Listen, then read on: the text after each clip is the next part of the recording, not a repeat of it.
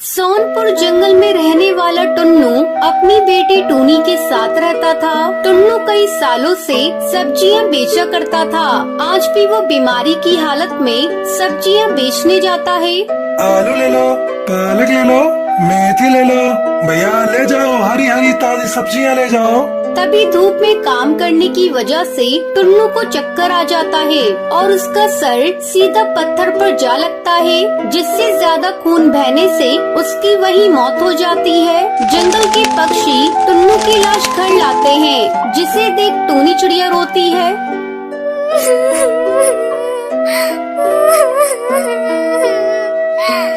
हे भगवान, तू इतना निर्दयी कैसे हो सकता है? जन्म के वक्त माँ छीन ली और आज पिताजी भी मुझे छोड़कर चले गए। टुन्नू की मौत को कई महीने गुजर गए थे। एक दिन जितने भी पैसे बचे थे पापा के जाने के बाद सब खत्म हो गए। मैं ज्यादा पढ़ी लिखी नहीं हूँ, पर पेट पालने के लिए मैं सब्जी बेचूंगी। अब टूनी चिड़िया सब्जी बेचने जंगल जाती है। सब्जी ले लो, सब्जी, ताजी हरी सब्जी, सस्ती सब्जी ले लो। अरे ओ सब्जी वाली, ये भिंडी कैसे दी? 10 रुपए पाव है मैम साहब। अरे वाह, तुम तो बहुत ही सस्ती और ताजी सब्जियां बेच रही हो। बाकी सब्जी वालों ने तो लूट मचा रखी है। ये सुन बाकी के ठेले वाले गुस्से से बौखलाकर कहते हैं, अरे कालू, ये तो तेरा ग्राहक है ना? देख, आज इस चिड़िया से सब्जियां ले रहा है। खून तो मेरा भी खौल रहा है। एक बार तो इसको धमकाना ही होगा। फिर हरी, कालू, बंटी तीनों टूनी चिड़िया के पास जाते हैं। अरे ओ 2 टके की चिड़िया, ये हमारा एरिया है, हटा अपना ठेला यहाँ से। हमसे दुश्मनी मोल लेना तुझे भारी पड़ेगा। मैं तो आप तीनों को जानती भी नहीं, तो दुश्मनी का सवाल ही कहाँ उठता है? हमारा हक मारा है तूने। अरे हम बरसों से यहाँ सब्जियाँ बेच रहे हैं। उठा अपना ठेला और चलती बन यहाँ से। लेकिन ये तो ग्राहकों के हाथ में होता है, उन्हें कहाँ का सौदा पसंद आए। उन्हें मेरी सब्जियाँ सस्ती लगी तो उन्होंने खरीद ली। गुस्से से बौखलाकर वो तीनों सब्जियों से भरा ठेला पलटकर चले जाते हैं और हर रोज उसको परेशान करते थे। फिर भी टूनी हार नहीं मानती। उसकी सब्जी की दुकान पर रोजाना सैकड़ों पक्षियों की भीड़ लगती थी। कल तक हमारे गल्ले सब्जियों की बिक्री से नोटों से भरे रहते थे, लेकिन इस 2 टके की चिड़िया की वजह से पाव भर सब्जी बेचना भी मुश्किल हो गया है। आज तो इसे सबक सिखाना पड़ेगा। अब रात हो जाती है। टूनी चिड़िया अपनी सब्जी बेचकर अपने घर जा रही थी, तभी बड़ी बदतमीज चिड़िया है तू। लाख समझाने पर भी तूने सब्जी बेचने का धंधा बंद नहीं किया। हमारे पेट पर लात मारने में तुझे मजा आ रहा है ना? आज तू मरेगी। मैं तुम्हारी खोखली धमकियों से डरने वाली नहीं हूँ। जाओ, जो करना है कर लो। तभी कालू तराजू उठाकर उसके सर पर मार देता है। उसके सर से खून निकलने लगता है। तुमने मुझे मार कर अच्छा नहीं किया। मैं अपना बदला लूंगी, जरूर लूंगी।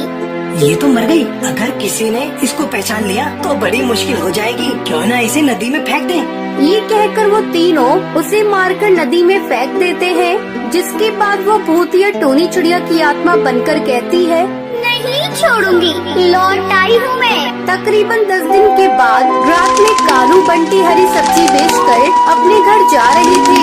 तभी उन्हें डरावनी आवाज सुनाई देती है। इतनी भी जल्दी क्या है जाने की? घर जरा रुको तो, मुझसे तो मिलकर जाओ। ये आवाज सुनकर तीनों बहुत डर जाते हैं। कौन हो तुम? जाओ यहाँ से।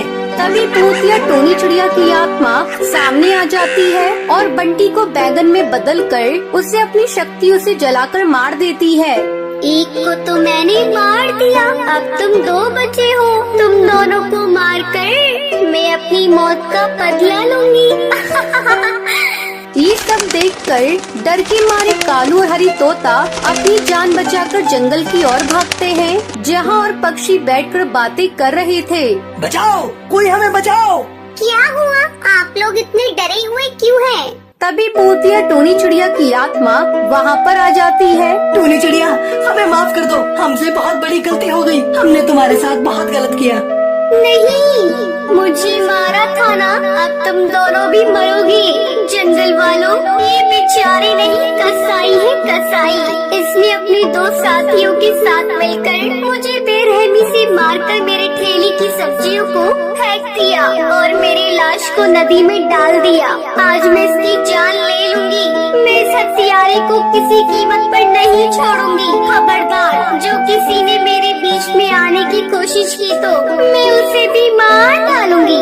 भूतिया टूनी चिड़िया की आत्मा पक्षियों के ऊपर सब्जियों की बरसात कर देती है और कालू और हरी को पंख में पकड़कर उन्हें मारने लगती है। आज मेरा बदला पूरा हुआ।